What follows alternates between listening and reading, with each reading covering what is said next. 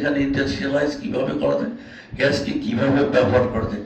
সেখানে আমার এই প্রশ্নটা উঠছে, ওঠার পরে সেখানে আমি একটা প্রপোজাল দিয়েছি আপনাদের সকলের জ্ঞাতাতে বলি যে আমাদের এখানে ইন্ডাস্ট্রিয়ালাইজ এখানেই করবো, করতে এখানে ইন্ডাস্ট্রিয়ালি যারা আমাদের বাংলাদেশি ইনভেস্টর আছে তাদেরকে আকৃষ্ট করার জন্য আমরা কোম্পানিকে বলছি যে আপনারা গ্যাসের দাম সাবসিডাইজ করেন, কিছু সাবসিডাইজ দেন, তাহলে এখানে যারা ইনভেস্টর আছে তারা এখানে ল্যান্ড অ্যাভেলেবেল।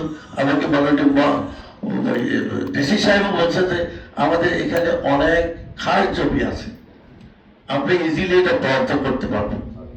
আর সেই সঙ্গে আমরা লোকাল যারা আছি তারাও সেটা মদত দিতে হবে, পলিটিশিয়ান যারা আছে, পলিটিক্স যারা করি যে দলেরও, তারাও এটা বুঝতে হবে যে তাদেরকে আমাদের এখানে আনলে আমাদের এই জায়গাটা যাবে, যত সকলে ইন্ডাস্ট্রিয়ালাইজ হবে সেটা এখান থেকে গ্যাস দিয়ে ওটা ভায়াবল হবে না, আর এটা অনেক সময় নেবে। সুতরাং যারা এখানে ইন্ডাস্ট্রি করতে চান তাদেরকে বলি আপনারা ঢোলায় আসেন, ল্যান্ডের কোনো সমস্যা হবে না।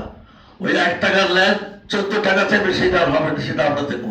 চেম্বার সেটা আপনাদেরকে সেভ করবে, আপনাদেরকে আমরা ব্যবস্থা করে দেবো ইনশাল্লাহ। সরকার আমাদের সঙ্গে আছে, বর্তমান গণতান্ত্রিক সরকার এটা চায় যে ভোলা ইন্ডাস্ট্রিয়ালাইজ হোক। ভোলার যে কত, আমরা যে কত ভাগ্যবান ব্যক্তির ভোলার মানুষ আমরা এটা জানি না, এটা হলো দুঃখ আমাদের।